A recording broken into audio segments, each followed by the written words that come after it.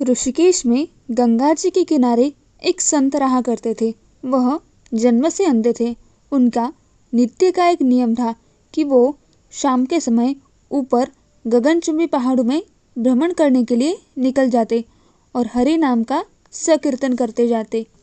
एक दिन उनके एक शिष्य ने उनसे पूछा, बाबा, आप हर रोज इतने ऊंचे ऊंचे पहाड़ों पर भ्रमण करने हेतु जाते हो।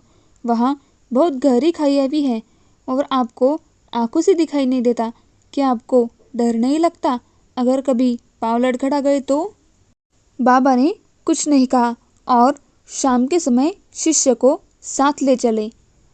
पहाड़ों के मध्य में तो बाबा ने शिष्य से कहा, जैसे ही कोई गहरी खाई आए तो बताना।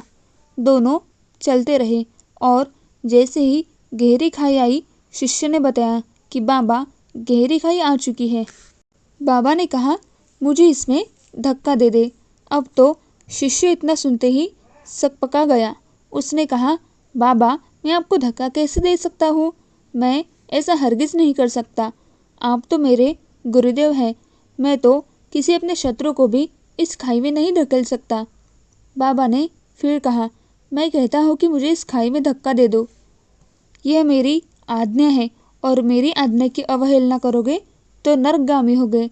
शिष्य ने कहा, बाबा, मैं नरक भोग लूँगा मगर आपको हरगिज इस खाई में नहीं ढकेल सकता।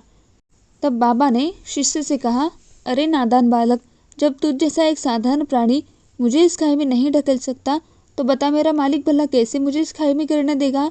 उसे तो सिर्फ गिरे हुए को उबारना आता है। वह हर पल हमारे साथ रहता है। हमें उस पर विश्वास रखना होगा।